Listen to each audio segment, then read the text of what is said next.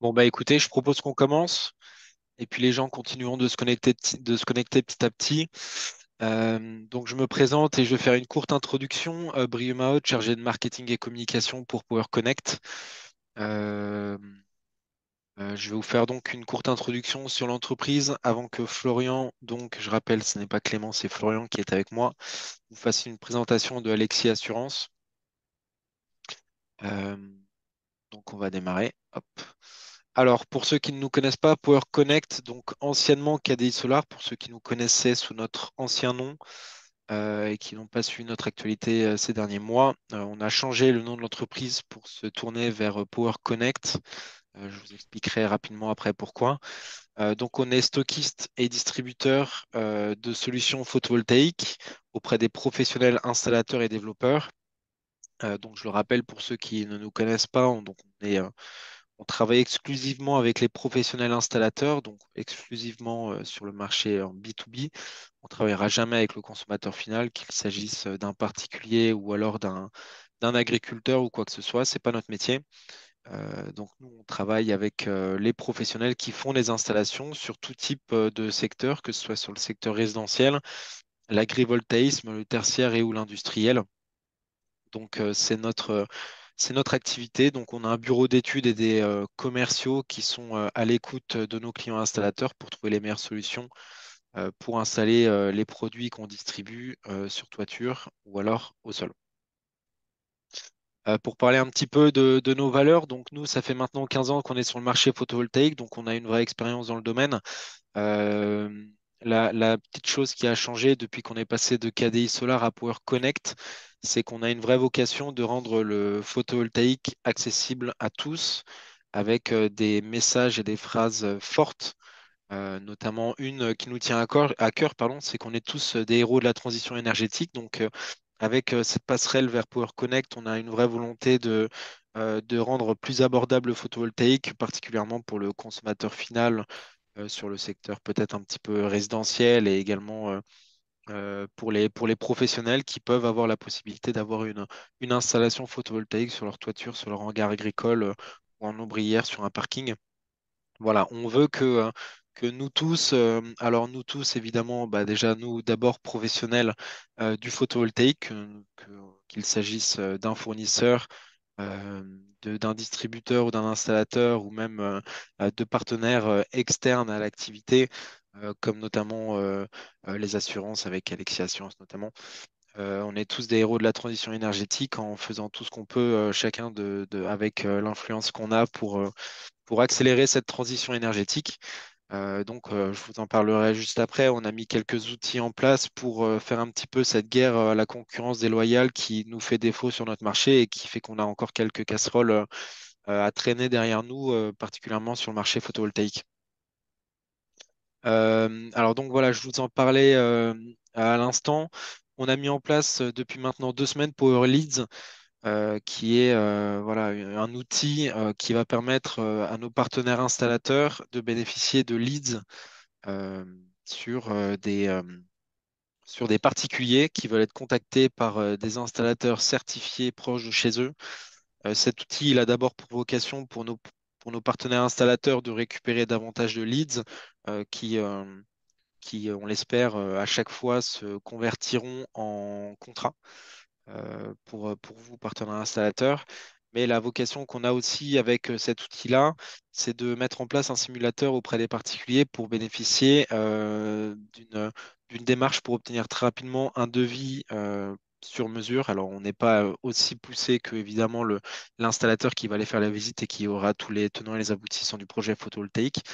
Mais c'est vraiment l'intérêt de mettre en place un outil qui va donner un devis qui est vraiment basé sur des prix réels du marché actuel.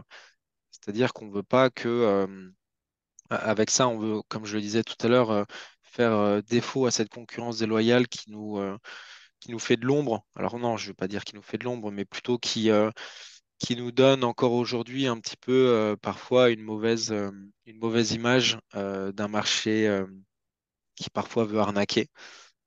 Donc avec cet outil-là, ce simulateur qu'on a mis en place pour les particuliers, on propose des devis adaptés par rapport au prix du marché actuel. Donc, si ça peut vous intéresser, n'hésitez pas à aller sur notre site Power Leads et bénéficier de 15 leads gratuits à l'ouverture d'un compte pour accélérer la pose d'installation sur le marché résidentiel. Alors, je vais passer à la slide suivante. S'il veut bien, voilà. On a également mis en place depuis maintenant plus de, je dirais, 2 ans, notre webshop dédié. Le vrai intérêt qu'il y a pour vous, c'est qu'on est sur tous les secteurs, sur le résidentiel, sur le tertiaire et sur l'industriel. On a plus de 1000 produits référencés sur ce webshop. Et l'intérêt pour vous, c'est évidemment de commander à tout moment et d'être autonome dans vos commandes, mais également de constater les stocks qu'on a en temps réel dans nos différents dépôts. Voilà, je rappelle qu'on a différents dépôts partout en France pour être plus flexible dans la livraison de produits et nous challenger sur des timings de livraison qui sont pertinents pour vous. Mais ça vous permet aussi de savoir quels produits on a en stock euh, et pas forcément passer par notre bureau d'études pour avoir ces éléments. Euh, donc voilà, il y a une vraie pertinence, il y a une vraie pertinence pour vous d'ouvrir un compte, sachant qu'avec les différents webinaires qu'on propose, alors évidemment, ce n'est pas le cas avec Alexis Assurance, mais avec les autres webinaires qu'on propose tout au long de l'année, on a des codes promo, donc des réductions sur les produits qui sont présentés exclusivement sur le webshop. Donc, en ouvrant un compte sur le webshop, vous bénéficiez de codes promotion sur les webinaires qui ont été présentés, enfin sur les produits qui ont été poussés sur les formats webinaires. Donc n'hésitez pas à ouvrir un compte si ce n'est pas déjà fait. Euh, et puis je vais finir donc avec cette slide justement sur les prochains webinaires qu'on va mettre en place. Alors pour le moment sur le mois d'octobre, mais on a également un planning qui est disponible en novembre et en décembre. Euh, voilà, on a vraiment vocation à pousser davantage ce format de webinaire qui a l'air de plaire à nos différents partenaires.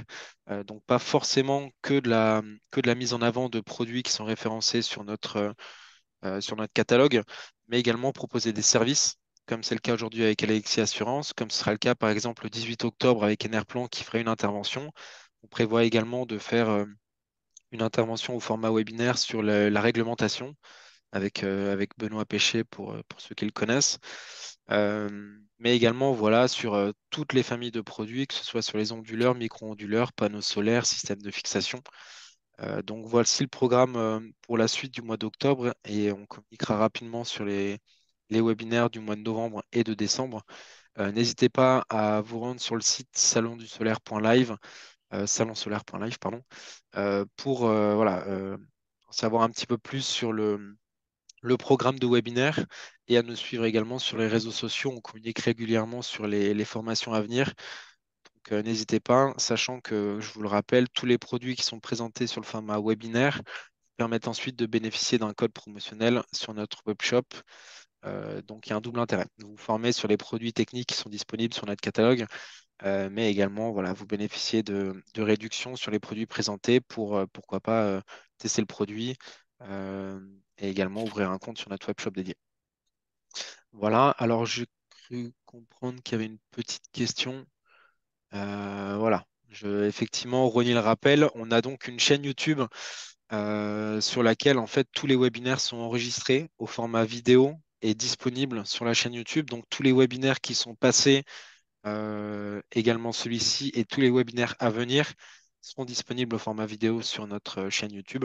N'hésitez pas à vous abonner, à mettre la petite cloche pour être au courant des nouvelles vidéos qui seront mises en ligne. Et s'il y a voilà, des webinaires, des formations qui sont passées que vous auriez aimé voir, elles sont disponibles sur une chaîne YouTube. Donc n'hésitez pas à vous balader dessus et à regarder les formations qui peuvent vous intéresser. Voilà, s'il n'y a pas d'autres questions, j'étais un petit peu plus long que prévu. Désolé, Florian, je vais te laisser la main Ah, maintenant. c'est pas grave. Alors, Super. Alors, ok. je vais Bon, ah oui, arrêter le partage d'écran et puis je vais te laisser la main maintenant. Hop. c'est bon. Alors attends, je te nomme animateur. Super. Et maintenant, tu vas pouvoir partager ton écran. Super. Top. Si tu veux bien te mettre en plein écran et puis on C'est sera en bon. cours. Super. C'est en C'est bon, plein Florian. écran là? Ouais, Super. nickel. Super. Bonjour à tous. Merci de vous être connectés. Donc aujourd'hui, je vais vous présenter comment, en tout cas, attendre à obtenir et maintenir une solution, un contrat d'assurance RCRC décennal. C'est un sujet qui est prégnant, on en discute très souvent avec, avec Power Group et notamment Ronnie qui est connecté. C'est un sujet qui est assez prégnant. Donc l'idée, c'est de vous sensibiliser, de montrer ce que l'on peut faire, quelles solutions on peut vous apporter et comment tout ça fonctionne. Surtout dans le cas d'une création d'entreprise, ça peut être assez flou. C'est la première fois que vous pouvez être confronté à ça. Donc l'idée, c'est de dégrossir tous ces sujets-là. Pour vous en dire quelques mots sur le cabinet, puisque nous sommes courtiers, pas assureurs. Peut-être que vous avez déjà vu notre nom, que ce soit sur le site de Power ou ailleurs. On a un cabinet de courtage en assurance spécialisé dans les énergies renouvelables. On ne fait quasiment que ça. Et depuis 1988, donc on a une vraie antériorité, légitimité en tout cas sur ces sujets-là. Et au travers de ça, on accompagne énormément d'acteurs. On pourrait y revenir si besoin, mais donc, dire qu'on connaît vos sujets, c'est aussi ce qui légitimise le fait que Power nous ait sollicité, qu'on travaille ensemble. Il y a une vraie connaissance de vos métiers et de la filière. Donc, vous bénéficiez de ce retour d'expérience-là dans l'accompagnement qu'on peut vous faire. Je vous passe les détails sur les autres sujets, mais ça se traduit par exemple l'adhésion de nombreux syndicats. On a parlé d'Enerplan, on a des membres actifs de certains syndicats en fonction d'où vous êtes localisé que vous pouvez peut-être connaître. Euh, voilà. L'organigramme, on va y revenir juste après dans, dans le process, en tout cas, d'étude d'un dossier. Aujourd'hui, on est 18 et 95% d'effectifs s'occupent de près ou de loin des sujets énergie renouvelable. Donc, peu importe les interlocuteurs que vous pourriez avoir si on est amené à travailler ensemble, que ce soit in fine sur la gestion des sinistres, on a deux personnes à plein temps, sur la partie commerciale, sur la partie gestion, tout le monde au cabinet entend parler énergie renouvelable du matin au soir. C'est très important pour nous en tout cas, et ça mène un vrai service dans l'accompagnement qu'on peut vous faire et vous proposer. Les interlocuteurs qui pourraient aujourd'hui être les vôtres, j'ai divisé volontairement en trois. Il y a la partie commerciale, Laura, Nicolas et moi. On est plutôt à l'entrée pour comprendre vos besoins, votre profil, voir, et vous indiquer rapidement, on y reviendra après, si on est en mesure de vous accompagner, qu'est-ce que l'on peut faire et comment ça va se passer. Ensuite, une fois que le dossier peut être amené et que vous avez au moins une offre, une ou plusieurs devis, enfin un ou plusieurs devis, pardon, et qu'il y a un contrat qui est transformé, vous allez avoir sûrement des évolutions de vos activités. On y reviendra également. Il y a besoin de gérer tout ça. Et donc, de prime abord, ce sera Jonathan et Emeline. Et toujours le commercial avec qui vous avez échangé qui reste en copie des mails. L'idée, c'est pas juste de souscrire un contrat et puis de disparaître, c'est qu'il y a un vrai accompagnement, une vraie relation dans le temps. C'est vraiment le credo. Depuis 35 ans, on fait ce métier. C'est pas pour que ça s'arrête et que vous soyez un numéro parmi d'autres. Il y a l'idée, c'est d'avoir une vraie relation avec nos clients. Et s'il devait y avoir des sinistres, parce que s'il n'y a pas de sinistre, on ne serait pas là, ni les assureurs, ni nous, eh bien, il y a Laura et Jade qui sont à plein temps sur vos sujets sinistres, qui vous accompagnent, qui vous prennent par la main pour les démarches. Surtout quand c'est la première fois, ça peut paraître assez fastidieux, assez flou. Donc, il y a vraiment un accompagnement à tout niveau. Il me semblait important, et puis on a discuté avec Power, de vous rappeler ce que c'est la RC décennale, surtout si c'est la première fois que vous avez affaire à ce sujet-là. Euh, on parle de décennale dans tous les sens, c'est souvent un mot qui revient fréquemment. C'est l'assurance, elle vient du fait que le code civil et le code des assurances, mais le code civil vous parlera peut-être un peu plus. Il y a un code de loi, il y a l'article 1792 du code civil qui date de 1978, qui dit la chose suivante. Je vous épargne tout le détail, mais tout constructeur d'un ouvrage, les constructeurs, c'est vous, entreprise du bâtiment, vous êtes responsable de plein droit envers le maître d'ouvrage, donc le client final, les dommages euh, qui compromettent. Il y a deux fondements, la solidité, ce que vous avez construit n'est pas solide pendant une durée de 10 ans, ou qu'il affecte dans l'un de ses éléments constitutifs, qui le rendent impropre à sa destination. Impropre à sa destination, c'est une notion assez floue, assez vague, et la solidité est plutôt un peu plus tangible à comprendre. Et donc, cette obligation légale qui pèse sur vous, elle a été retranscrite dans le Code des assurances. Et donc, cette obligation qui pèse sur vous, elle doit obligatoirement faire l'objet d'un contrat d'assurance. C'est ça que ça veut dire. On pourra y revenir dans le détail si vous avez des questions sur ce qui est exactement couvert. Et à la base, ça a été créé pour protéger les particuliers. Donc, en fonction de la clientèle que vous avez, le consommateur particulier est ultra protégé, on l'est tous. On a tous cette casquette un jour ou l'autre, et donc ça a été fait pour ça. Euh, L'assurance RC décennale, on parle de décennale, c'est une vision à 10 ans. La garantie, elle démarre au jour de la réception de vos travaux. C'est hyper important.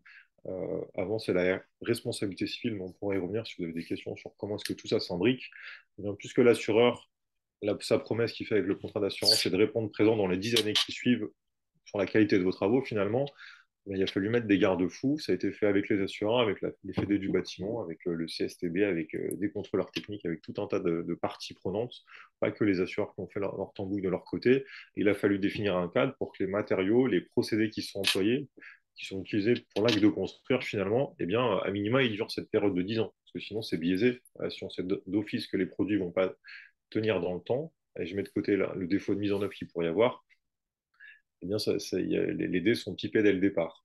Et donc, il y a différents traits que vous devez connaître sur certains métiers, les DTU, les ATEC, les ATEX éventuellement pour certains chantiers un peu spécifiques. Et donc, tout ça est éprouvé depuis de nombreuses années. Et au milieu de tout ça, le photovoltaïque a débarqué de manière plus ou moins forte quelques années avant le fameux moratoire.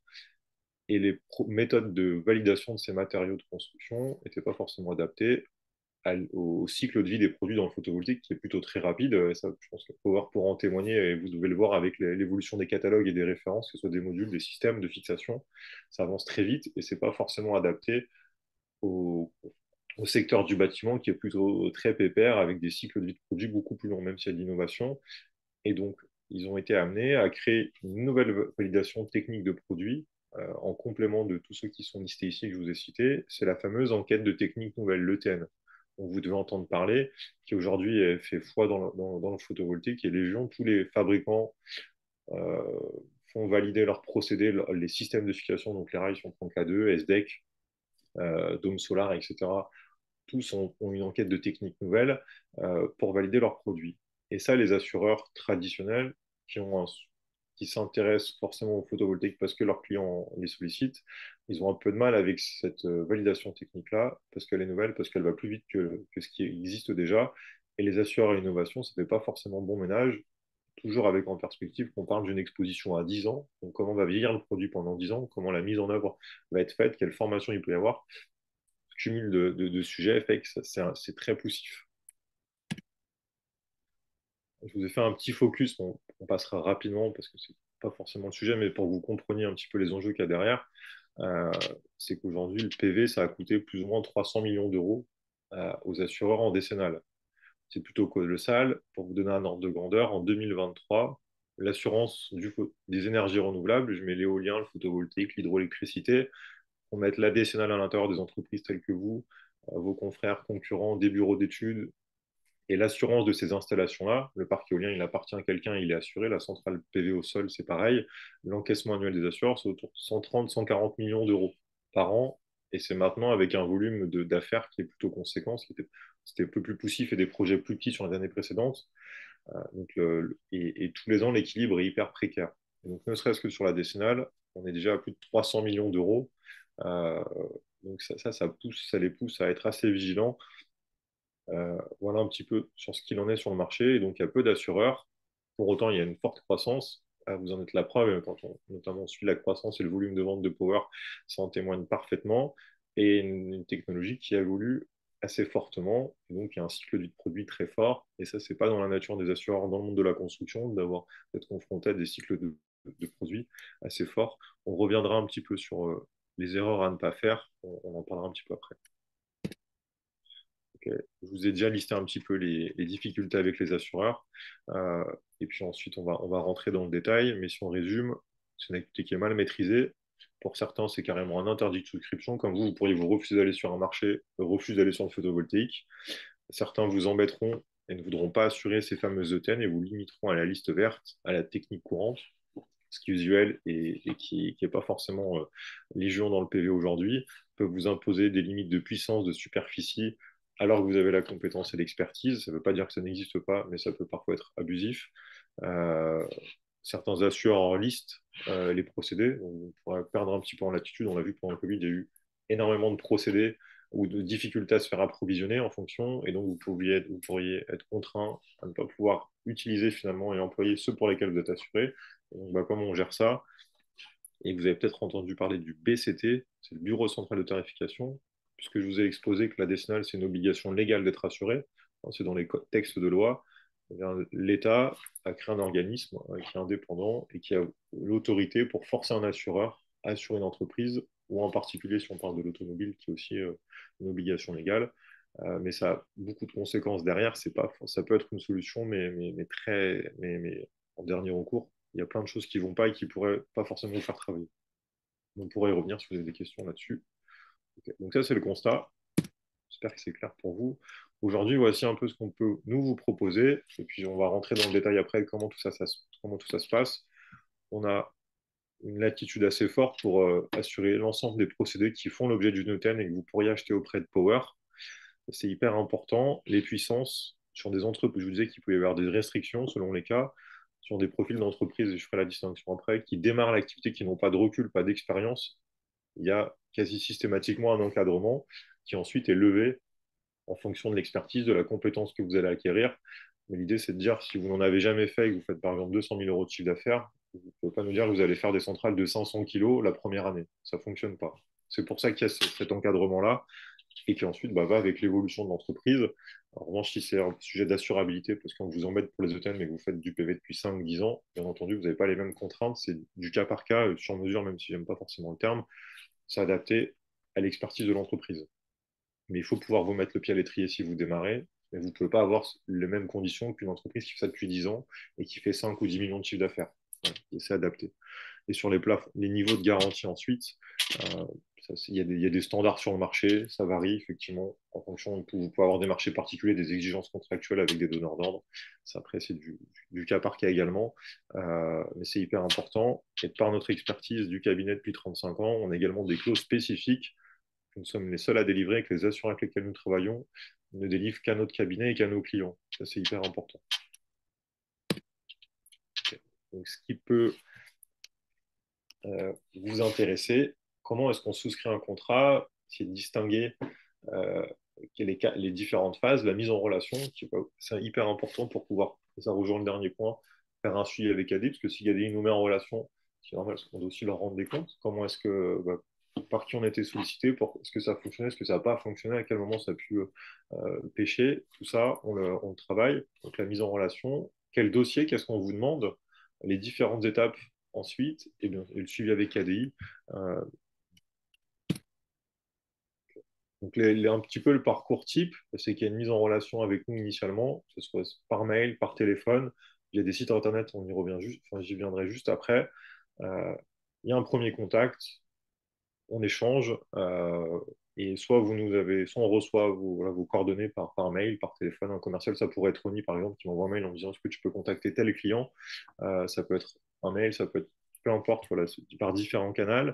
Ensuite, nous, on prend contact, sauf si vous nous appelez directement parce que vous avez nos coordonnées. Mais il y a un premier échange qui est fait, que ce soit par moi ou mes deux collègues. Et là, on va dégrossir ensemble, un peu sous forme d'entonnoir, poser des questions et jauger tout de suite l'assurabilité et savoir quelle solution on pourrait vous proposer. Est-ce que c'est jouable? Qu'est-ce qui va être bloquant? On vous l'indique et on voit comment on peut le travailler. Ça, c'est hyper important. Une fois qu'on a fait cette étape-là, on vous envoie un mail euh, on reviendra dessus, avec la liste des éléments qui vont permettre de constituer votre dossier. Je vous ai indiqué questionnaire et liste de pièces. Voilà. L'idée, c'est de pouvoir présenter qui vous êtes, qu'est-ce que vous voulez faire, est-ce que tout ça match avec votre expertise, avec vos compétences, et là où vous voulez démarrer l'activité, comment est-ce qu'on fait pour montrer que vous avez du fond derrière et que vous n'allez pas débarquer la fleur au fusil. C'est un petit peu l'idée de tous ces échanges-là.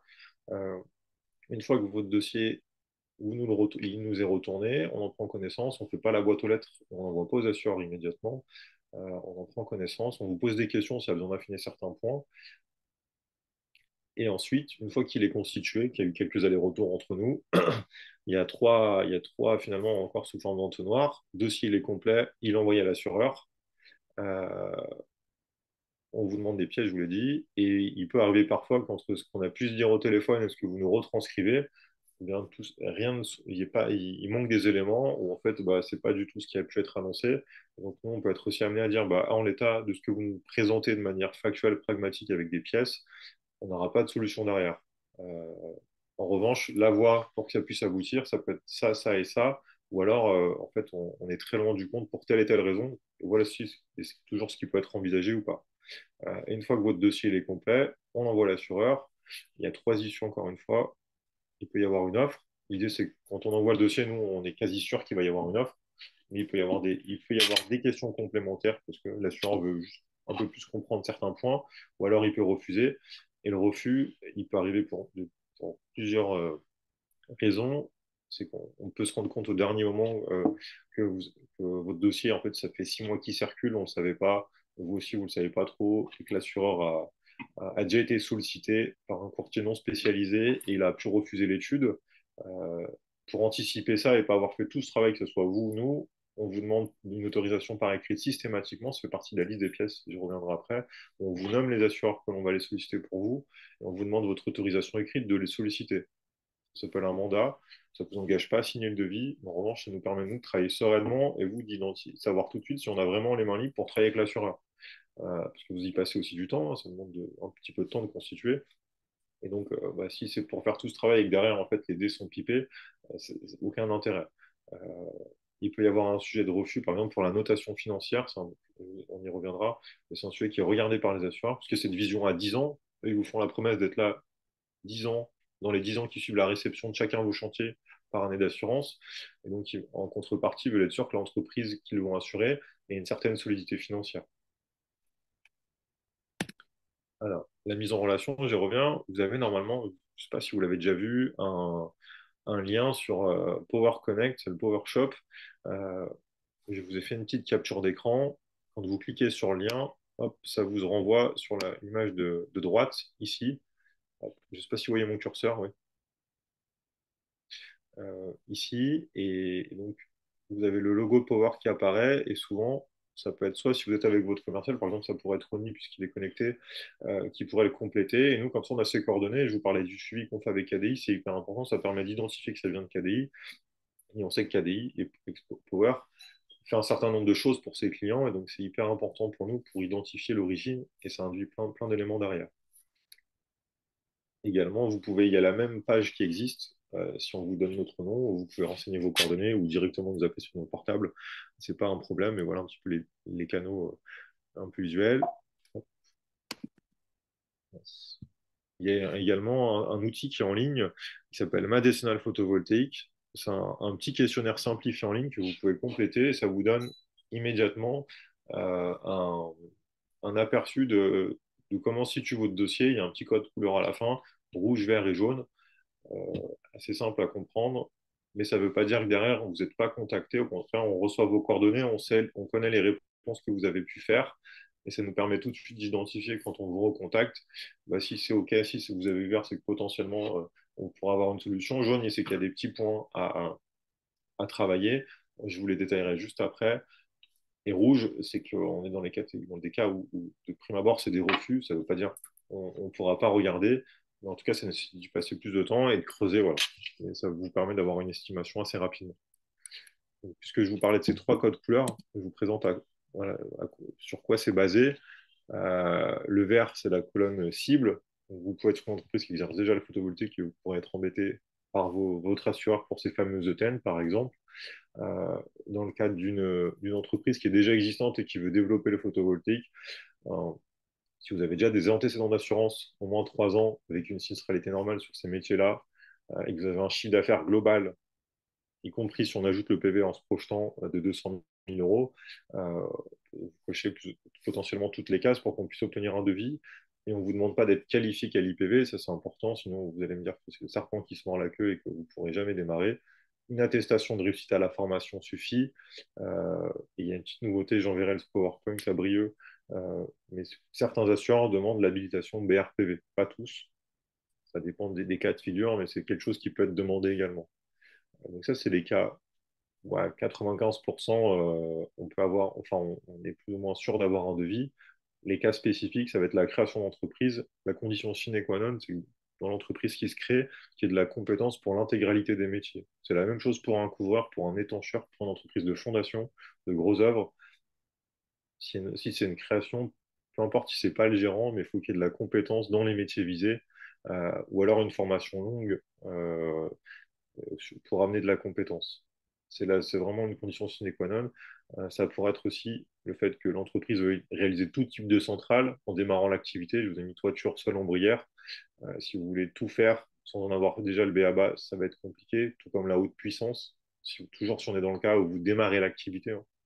Si vous faites ça depuis 10 ans, bien sûr que ce n'est pas un sujet, mais si vous la démarrez, c'est l'exemple que je vous donnais au début, vous ne pouvez pas avoir bénéficier ce qu'ont des entreprises qui font ça depuis 10 ans. Et les contractants généraux, le terme, il est un petit peu galvaudé, et ça revient concrètement à signer des marchés, que vous sous-traitez l'intégralité, que vous avez par exemple les équipes commerciales, où tout est délégué, sous-traité à un ou plusieurs installateurs ou plusieurs entreprises. C'est des cas un peu particuliers, mais c'est déjà d'avoir une assise un peu importante. Mais on peut regarder, mais c'est pas les, mais ça demande un peu plus de, c'est pas les mêmes études. Et la troisième, les refus, vous parlez de la notation financière, ça elle varie d'un assureur à un autre, c'est très dur à identifier dès le départ, il n'y a pas forcément les mêmes organismes, et donc parfois on peut la prendre au dernier moment, mais c'est valable pour tous les métiers, pas seulement le photovoltaïque, hein. En décennale, ils le regardent tous. Redressement judiciaire également. Une sinistralité non importante et non maîtrisée, je ne vous fais pas de dessin pourquoi. Si vous travaillez n'importe comment, si vous n'encadrez pas vos sous-traitants et que c'est le bazar, bah forcément l'assureur il ne va pas suivre derrière en disant que ce n'est pas son problème si vous gérez mal l'entreprise. Euh, L'absence d'expérience, compétence, création d'entreprise, c'est ce que je vous expliquais. C'est commun à tous les métiers. En revanche, on ne demande pas que ça soit centralisé que sur le dirigeant. Ça peut être des salariés qui sont embauchés, il n'y a aucun sujet avec ça. Euh, Bien au contraire. Et ce que je vous disais, pour qu'on travaille avec un mandat et qu'on vous lit ces assureurs, pour que ce soit transparent pour vous, pour l'assureur et pour nous, qu'on puisse travailler sereinement, que votre dossier il a pu se balader auprès de 10 courtiers qui se sont tous appelés entre eux, qui sont allés voir tous les assureurs du marché, qui ont présenté ça n'importe comment, et que les assureurs avec lesquels on travaille, qui nous font confiance, refusent dossier. Et ça, si on l'apprend au dernier moment, bah, on a tous travaillé pour rien parce qu'il ne changera pas de position avant plusieurs mois. Il y a une déontologie dans le monde de l'assurance qui est ce qu'elle est, mais ça, c'est l'une des conséquences pour nous, c'est que quand un dossier est refusé, peu importe le motif, la plupart des assureurs ne veulent pas y revenir. Je ne dis pas qu'il n'y a pas d'exception, euh, mais dans la grande majorité des cas, c'est ce qui se passe. Je vous parlais du dossier à constituer. On vous l'envoie par mail après avoir échangé, après vous avoir dit, OK, bon, on a identifié votre cas, votre situation, ce que vous voulez faire. Voilà de quoi on a besoin maintenant de manière concrète et tangible.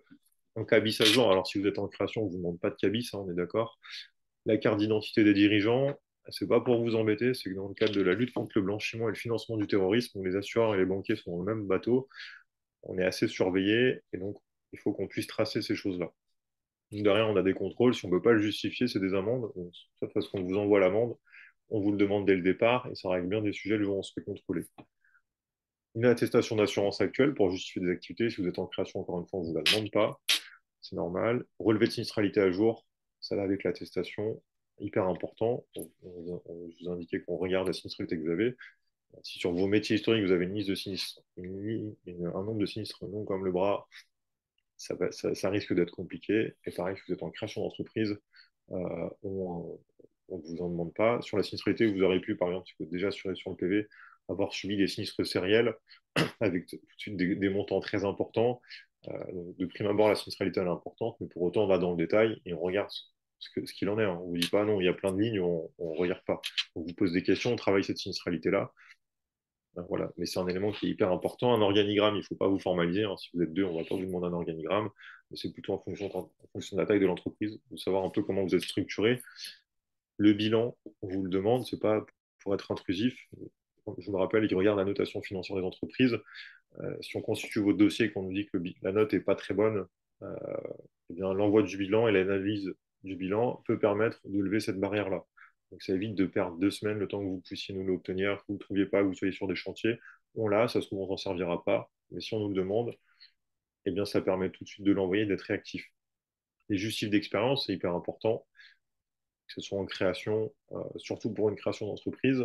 On vous demande bah, voilà, de pouvoir nous justifier de manière tangible que vous avez l'expérience dans les métiers, certificat de travail, des CV, plutôt le certificat de travail qui a plus de poids que le CV, où on peut mettre, vous en conviendrez, ce que l'on veut. Vos certificats de qualification, si vous en avez, vous pourrez ne pas en avoir et bah, il n'y a pas d'obligation. Bon, en revanche, si vous en avez, on vous les demande. Et pour le photovoltaïque, si l'activité est un démarrage, l'attestation de réussite, c'est important. notamment pour avoir un minima des bases. Ainsi, c'est une discussion qui revient souvent. Le quali-PV seul ou l'attestation de réussite à la formation ne permet pas, c'est pas le sésame pour être assuré. Euh, la formation, elle est assez courte, 21 heures si vous faites le 0,36. Donc en 21 heures, sur une formation théorique, ça ne permet pas, et c'est légitime et c'est normal, d'avoir d'être sachant sur le sujet. Et donc, du coup, c'est pas le sésame pour, c'est pas parce que vous avez juste le quali-PV que ça permet d'être assuré. C'est l'ensemble de votre dossier, de ce que vous allez nous présenter, qui permet de vous rendre assurable, et pas juste d'avoir suivi cette formation de 21 heures. On vous demande un questionnaire au format Word, je pourrais vous le projeter si vous le souhaitez, où là on va synthétiser tout ce que vous voulez faire, vos différents métiers, si vous êtes déjà en activité, ce que vous envisagez de faire si vous êtes en création, ce que va représenter le photovoltaïque à travers tout ça, votre type de clientèle, voilà, des informations sur l'entreprise, in fine, pour vous connaître. Il y a un focus sur le photovoltaïque, sur les puissances, sur les types d'ouvrages, de bâtiments sur lesquels vous allez travailler ou vous envisagez de travailler, si vous allez faire de la sous-traitance, si vous allez vous être sous-traitant. Voilà, on balaye assez globalement votre activité.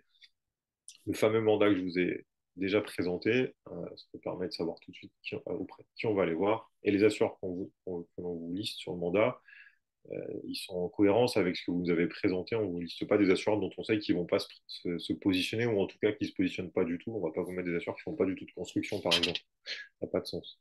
Je vous disais que voilà, la technologie majoritaire, ou en tout cas les validations techniques, c'est les ETN qui dominent le marché. On vous demande les ETN, et ça, Power a l'habitude de les communiquer. Euh, c'est pour vérifier que ce que vous nous annoncez, bah, c'est bien cohérent avec les produits que vous allez poser. Vous nous dites que vous n'allez pas faire d'intégration bâtie, par exemple, et vous m'envoyez des avis techniques ou des ETN pour l'intégration bâtie, bah, ça soulève des questions. Voir si vous avez fait aussi une veille des produits que vous voulez mettre en œuvre, c'est important, et que vous et être sûr que, voilà, que les modules, par exemple, que vous allez poser, vous avez bien conscience de ce qui est dans le cadre de l'ETN. Mais ça, Power a largement l'habitude, mais c'est toujours bien d'en discuter. Et on fait un petit focus. Il ne faut pas se formaliser sur le terme process pour le PV. Souvent, si Power a des outils pour vous accompagner, mais c'est de savoir, puisque l'activité est nouvelle, bah, comment est-ce que vous allez faire chez vos clients pour valider, par exemple, que la toiture en bon état, qu'elle est compatible avec les procédés photovoltaïques, que la couverture, peu importe quel type de tuile c'est bien compatible avec le procédé. Si la charpente n'est pas abîmée dans un mauvais état, et où l'installation de la centrale viendrait la fragiliser, et puis on pourrait venir vous chercher. Et puis une fois que vous avez fait cette visite technique, comment est-ce que vous justifiez le devis que vous remettez à votre client? Et c'est d'être sûr qu'il n'y ait pas de réclamation toutes les semaines parce que vous leur avez vendu un 9 kg alors qu'ils n'en ont pas besoin. Ou un 18 kg ou un 12, peu importe. Mais c'est pour sentir la dynamique dans laquelle vous êtes et la veille que vous avez pu faire sur cette nouvelle activité. Et ça, c'est important dans la mesure où ça permet de montrer aussi à l'assureur que bien que l'activité soit nouvelle, bah, vous êtes posé des questions, vous avez essayé en tout cas d'anticiper certains sujets. Ça contribue à une approche bienveillante et à l'envie de vous accompagner. Une fois que vous nous avez retourné tout ça, on l'étudie, comme je vous le disais. Il peut y avoir des questions complémentaires. On peut vous dire, bah là, en fait, on est très loin. Si vous me dites que vous vouliez faire que du particulier, par exemple, au téléphone, des petites centrales, et qu'en fait, dans le questionnaire, vous m'annoncez des ombrières, des centrales au sol, et du 500 kg ou du 20 mégas, ou des plots soudés, par exemple, et que ça va être dans votre marché, bon, on va vous dire que c'est pas possible. Mais voilà, c'est de la discussion. Si le dossier est OK, y compris après les quelques questions qu'on peut vous poser, on l'envoie à nos partenaires assureurs, et qui, comme je vous l'ai présenté juste avant, nous revient avec un devis. Il peut lui aussi avoir des questions ou nous refuser pour certaines raisons, et on en discute, on voit ce qu'il est possible de faire. Et la finalité, pour terminer ce premier point, une fois qu'il y a un ou plusieurs devis, ça dépend des cas. Parfois, on n'a qu'un devis, parfois, on en a plusieurs, en fonction de votre profil. On travaille. Vous aussi, vous pouvez avoir des questions, ce qui est normal, on vous y répond. Et une fois qu'on est d'accord, ça peut amener vos questions à des modifications du devis, hein. Il peut y avoir des choses dont on n'avait pas forcément discuté. Je ne sais pas, par exemple, entre le moment où on discute et puis le moment où on a le devis, vous pouvez me dire, bah, en fait, on a de la demande pour des bornes RVE, ça n'avait pas été prévu. On demande une deuxième version du devis à l'assureur, qui est en passe d'être retenu. On peut avoir un marché avec un client qui vous dit, bah, moi j'exige en fait, dans mon cahier des charges tel et tel capitaux assurés, donc on le demande d'office, on le demande tout de suite à l'assureur, on en discute. Enfin, on en discute entre nous, puis on répercute la demande à l'assureur. Voilà, il peut y avoir cette petite phase d'échange, et on affine l'offre. Et ensuite, une fois qu'on est d'accord, on choisit la date des faits. Il faut toujours qu'elle soit antérieure, si vous démarrez l'activité, à la réalisation de votre premier chantier. Comme je vous le disais, la décennale, elle démarre, la garantie, elle démarre à la réception, mais pour autant, vous devez être assuré au démarrage des travaux. Ça, C'est une condition sine qua non. Si on fait démarrer le contrat 10 jours après que vous ayez déjà fait votre première centrale ou démarré vos travaux, euh, potentiellement, elle sera pas, ce chantier-là ne sera pas couvert. Je pense pas potentiellement, il ne sera pas couvert, sauf si on en fait la demande à l'assureur et qu'on explique. Mais autrement, il peut y avoir un trou dans la raquette. Donc, c'est hyper important que la prise d'effet du contrat ne soit pas précipitée, qu'on balaye bien tout ça. Et on vous accompagne. Si vous êtes assuré, par exemple, auprès de la MAF, qui ne veut pas vous assurer pour le photovoltaïque, que vous avez retenu l'une de nos offres ou notre offre, et ben on vous accompagne pour faire résilier le contrat. On vous explique comment ça se passe. Ce n'est pas le sujet aujourd'hui, mais sachez qu'en tout cas, ce n'est pas un problème. Et on vous aide dans la démarche. Une fois que vous êtes assuré, comment on fait pour la maintenir? Ça aussi, c'était une question de power et qui est assez fréquente. Enfin, qui est assez fréquente. Vous pouvez avoir peur quand il y a un sinistre de dire est-ce que je vais être majoré, est-ce que je vais être résilié, est-ce que si je pose telle question, si j'ai telle évolution d'activité, est-ce que l'assureur il va suivre, est-ce qu'il va être résilié, est-ce que on va me majorer? C'est des sujets qui reviennent assez fréquemment. La première des choses, c'est de communiquer avec nous. Vous êtes le courtier, son client, c'est l'entreprise, c'est pas l'assureur. On est là pour représenter vos intérêts. Et donc, ça passe par de la communication. C'est comme dans un couple, hein. Si vous ne communiquez pas, potentiellement, ça se passe mal. Là, c'est exactement la même chose. Si vous avez peu importe la question, même si elle vous semble stupide, il ne faut surtout pas hésiter à nous la poser parce que c'est là où on peut passer à côté de quelque chose, une évolution. Ça rejoint le point 2, nous tenir informés des évolutions de nos activités. Nous, on essaye de faire 1 à 2 fois par an, de vous questionner, de vous solliciter, de savoir en vous rappelant ce pourquoi vous êtes assuré, ce que vous avez déclaré, et vous puissiez nous confirmer ou pas que c'est toujours d'actualité ou qu'il y a des évolutions à venir. C'est hyper important. Que vous ne soyez pas au pied du mur le jour où vous avez un marché qui est un peu particulier et que le point de blocage, ça soit l'assurance, ça serait dommage. Et souvent, c'est un peu prégnant parce que vos clients vous pressent aussi ce qui se comprend. Et donc, bah, on fait tout dans la précipitation et c'est pas très c'est agréable pour personne. Communiquer, hyper important. Sur votre chiffre d'affaires, vos contrats fonctionnent sur une base qu'on appelle révisable, c'est-à-dire on part sur un chiffre d'affaires prévisionnel. L'assureur, il vous facture une prime à l'année. À la fin de l'année, il faut que vous avez clôturé votre exercice comptable, peu importe si c'est civil ou si c'est sur 2 années.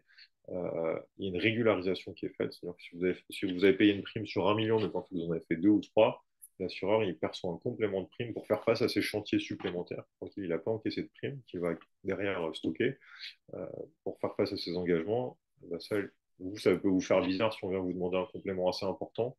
Donc, on discute et on se tient au courant des évolutions de l'activité surtout quand elles sont très importantes, pour avoir des nouveaux marchés, des puissances, des centrales plus importantes par exemple, de la bande de recharge ou d'autres activités, pour embaucher des techniciens qui ont une compétence spécifique et donc bah, répondre à de nouveaux marchés, pour passer de nouvelles qualifications. Voilà, vous pourriez intervenir sur des matériels innovants, pas forcément auprès de Power ou auprès d'un autre distributeur, vous entendez parler d'une solution, vous dites tiens ça c'est intéressant, bah, surtout avant d'en acheter, avant de vous engager sur des marchés, questionnez-nous, surtout si c'est assez confidentiel comme sujet. Voilà, n'hésitez pas. Ça rejoint le troisième point, privilégier du matériel qui est éprouvé et reconnu. Euh, ça n'empêche pas de traiter le sujet de l'innovation, mais il faut nous questionner avant euh, que de faire des chantiers, de vous engager. Encadrer la sous-traitance, j'en ai parlé au début, c'est hyper important. Ça vous soulage un petit peu de responsabilité, mais ils sont sous votre responsabilité.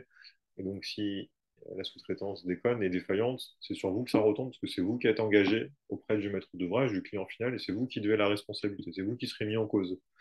Et dans les faits, il est assez dur de se retourner contre son sous-traitant et de lui faire porter la pleine responsabilité de ce qu'il a fait, puisqu'il est sous votre responsabilité, que vous devez le surveiller, contrôler ce qu'il fait. Euh, donc, voilà. Nous, on en discute quand vous nous indiquez que vous faites appel à des sous-traitants, on voit comment, dans quel cadre, et que ça soit bien carré. Je disais, ne pas hésiter à nous poser des questions, si vous avez un doute, hyper important. Euh, Bien gérer le SAV, ça c'est aussi un point prégnant, c'est que les assureurs des risques d'entreprise, euh, ils sont là pour gérer l'intensité. Ils ne sont pas là pour la bobologie ou parce que vous avez Madame Dupont qui est mécontente de sa pompe à chaleur ou de son productible, qui sont plutôt des enjeux plus commerciaux. Ça rejoint les questions qu'on vous pose sur la conception en tout cas de la centrale et de ce que vous vendez, c'est voilà, pour une pompe à chaleur et une clim. Si vous gérez bien votre SAV et qu'il y a peu de réclamations, ça veut dire que vous tenez bien vos clients et c'est des éléments qui sont aussi favorables.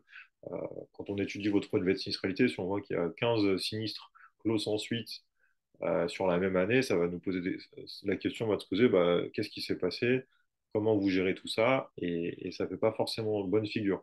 Donc c'est hyper important. Les assureurs, ils détestent la fréquence.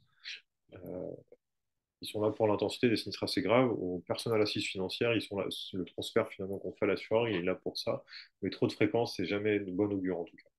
Ça veut dire que vous pourrez potentiellement après l'argent. Enfin, ça peut amener à plein d'analyses qui ne sont pas forcément vraies, mais plein, ça peut lever le doute, enfin, ou amener des doutes qui ne vont pas dans le bon sens. Un point très important, déclarer les sinistres en temps et en heure. On reçoit bien trop fréquemment des convocations expertise la veille pour le lendemain, où du coup vous n'êtes pas représenté.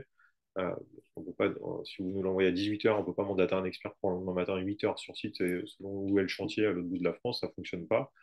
Dès que vous êtes assigné, dès qu'il y a même un litige, n'hésitez pas à nous questionner. Ça ne veut pas dire que ça part chez l'assureur, on ne fait pas la boîte aux lettres. On est là votre conseil. Juste après, je vous ai détaillé un petit peu ce qu'on vous propose pour les sinistres et les quelques étapes à respecter. C'est hyper important de bien gérer ce sujet-là. Et c'est là, c'est pour le coup, on est vraiment de votre côté, hein. Si vous avez un litige, on a pu mettre en place potentiellement une protection juridique en plus de votre contrat décennal. Vous avez accès potentiellement à des experts pour vous représenter s'il y a juste un litige ou pour appuyer des courriers d'avocats, ce genre de choses qui peuvent exister.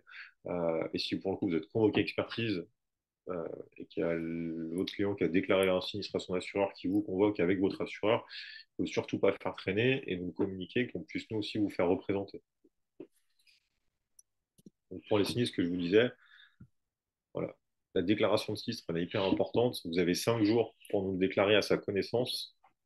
C'est 2 jours pour le vol, mais ce n'est pas le sujet. On y reviendra. Bon, c'est pas votre sujet pour le vol. Compte tenu du contrat dont on parle, hyper important. Une fois qu'on est informé, en fonction, on contacte votre assureur. On demande à ce que vous soyez représenté par un expert qui viendra vous appuyer et éviter de signer certains documents.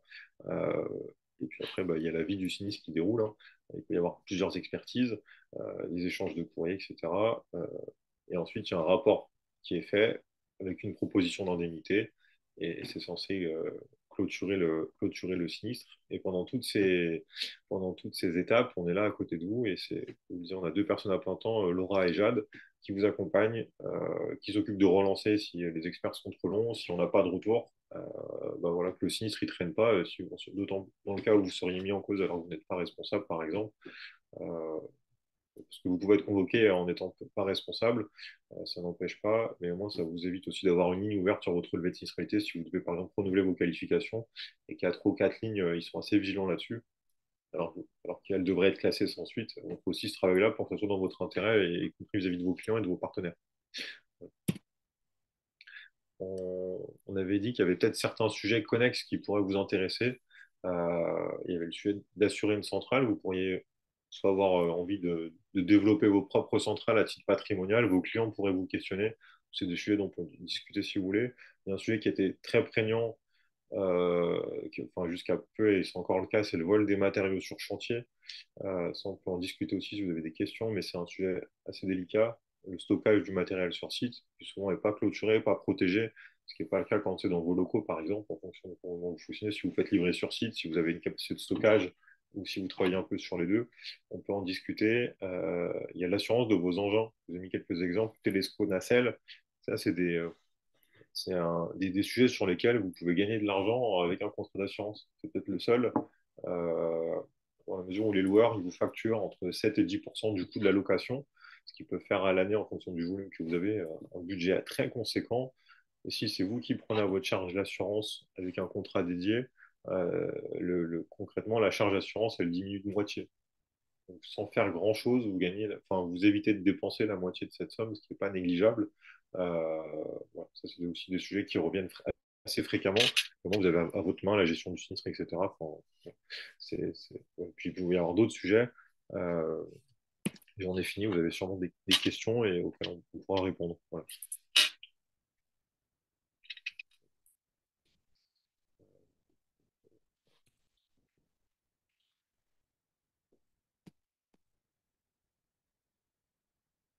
Brieux, je vous rends la main. Euh, Oui, merci beaucoup. Euh, alors, si vous avez des questions, n'hésitez pas à les poser dès maintenant. Euh, je me mets juste je te rends la main. Hop. oui, bah on peut rester comme ça si ça te va. Et je sais pas. Bah, écoute, ça a l'air. J'espère avoir été clair et pas trop vite. Je voulais pas. C'est des sujets où il y a beaucoup d'informations. Donc, Non, mais a priori, s'il y a pas de questions, c'est là, que tout le le monde s'est sujet a été endormi. clair. Euh, Moi, ce que je vous propose, c'est que comme on le fait habituellement, je vais vous envoyer un mail à la fin de la présentation avec l'enregistrement vidéo qui sera disponible sur la chaîne YouTube. Ah, je crois qu'il y a une question qui est tombée. Ouais, Ah bah non, pas de question. super. C'est clair Très pour clair. Sébastien, donc tant mieux. Ce que je vous disais, c'est que voilà, si vous avez des questions, n'hésitez pas à les poser alors après la formation. Vous pouvez le faire directement puisque moi, je vais vous envoyer un mail avec l'enregistrement vidéo. S'il y a des questions qui vous viennent en tête, pardon, après après le webinaire, n'hésitez pas à les poser directement et puis on vous répondra avec Florian. Et s'il n'y a pas de questions, c'est que tu as été clair, Florian. Super. Bah, c'est jamais facile. C'est des sujets qui sont pas forcément habituels et il y a un peu de juridique. Il y a enfin, plein de sujets qui se mélangent, donc c'est pas forcément toujours facile à retranscrire et à dégrossir. Mais si ça a été clair pour tout le monde et que ça répond aussi à la question initiale, comment, enfin, comment pouvoir être assuré et comment ensuite préserver et pérenniser son contrat, parfait. Ok, bon bah écoutez, s'il n'y a pas d'autres questions qui vous viennent, je vous propose de... Ah, Ah, il il y y a a une une question question. qui vient de tomber, voilà. Alors, notre assurance actuelle nous donne un avenant à signer rétrospectif sans ISB. Sébastien, si je résume, vous êtes aujourd'hui assuré pour le photovoltaïque en intégration simplifiée au bâti ou sur impôt, et ils veulent vous supprimer la garantie en vous remettant un avenant où il y a peut-être vos différentes activités, peu importe lesquelles, et où le photovoltaïque a disparu et potentiellement est fait du 1er janvier, c'est ça? Je sais pas si on peut donner la main pour la parole ou pas. Non, là on peut pas donner la main. Mince. Alors pour vous Si vous répondre voulez si nous c'est donner un légal, complément d'information, Sébastien, n'hésitez pas. sur imposition OK, ISB. Ah, l'intégration simplifiée au bâti, ils vous le, alors, ce qui est le sujet du légal, pas légal, s'ils vous font une proposition, et je me mets pas côté assureur, mais c'est pour vous expliquer, hein. Même si je ne pense pas qu'ils se comportent comme ça, mais pour vous répondre de manière simple, légal, pas légal, s'ils sont dans le respect des préavis et puis ils vous font une proposition de modification de vos garanties, parce que c'est tant à la main de l'assuré que de l'assureur, ça fonctionne. Il y a des obligations et des délais à respecter des deux côtés. C'est pas que l'assuré qui a le pouvoir, malheureusement. L'assureur a aussi des possibilités. Euh, S'il est dans le respect des délais et qu'il vous fait une proposition, c'est pas illégal. En revanche, vous, ça vous permet, ça vous ouvre la porte pour résilier s'il veut vous restreindre sur certaines choses. Ce que je vous propose, c'est peut-être qu'on en discute, euh, cas particulier, qu'on en discute après la visio. Mais c'est pas illégal de vouloir, malheureusement, enlever des garanties ou de vous proposer, en tout cas, parce qu'ils vous proposent, mais c'est plutôt unilatéral, parce que si vous refusez, vous êtes plus assuré. Donc, c'est pas du tout fair play. Ça donne pas une bonne image de la profession et je sais pas quel assureur est derrière, mais ça va pas dans le bon sens, mais c'est pas illégal.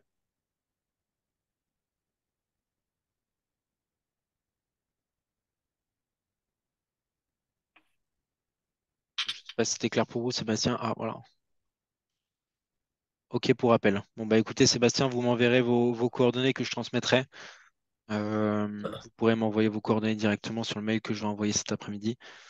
Et puis, je laisserai Florian vous contacter. Super, merci. Il y a d'autres questions.